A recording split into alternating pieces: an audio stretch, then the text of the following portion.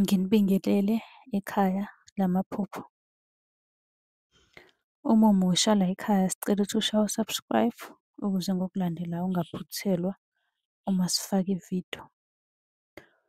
Ukubaluleka-ke kokuthi u-subscribe, senzela ukuthi uma ubuza umbuzo kwi-comment, sithi masibuya nevidiyo eyimpendulo, i-notification izongena kumakhalekhukhwini wakho, ebese ividiyo uyayibona ngokushesha kanjalo.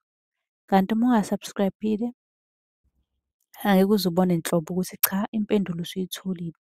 Ngakho-ke uma unombuzo buza kwi-comment sizokwenzela ividiyo. Uyakwazi futhi ukusi-inbox-a lapha ku-TikTok, usi-follow-we, inbox ucele inombolo ka-WhatsApp ozobuza njalo kuyona ekuseni uma-ke kukhona isibonakaliso obenaso. Nokubaluleka nje kokuthi-ke uwazi ukuthi ngabe lokho osuke ukuphuphile kubika ukuthini. Ake singene-ke kwelanamhlanje sikuchaze.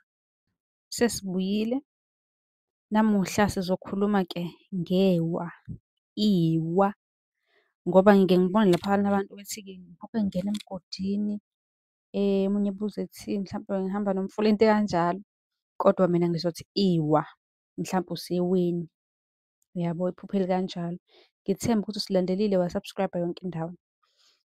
Uma uphupha-ke wena sithi ulengela eweni, uyalenga nje impela mhlampe kwesinye isikhathi abantu babuye bephuphe engathi use-movie-ni, ukubona ema-movie-ni abantu bajwayele ukulenga.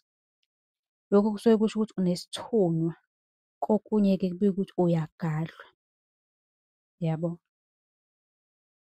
Uma-ke usodakeni kusho ukuthi uyagadlwa, uyagadlwa nje.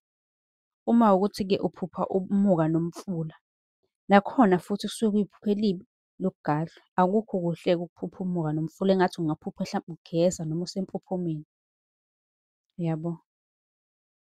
Uma uphupha-ke ushaya isihlobo sakho, lokho kusuke ukuthi ushawa yidlozi. Waphupha nje ushaywa isihlobo sakho, hlampe niyaxabana niyashayana, uyakushaya, idlozi leli elisuke likushaya, yabo.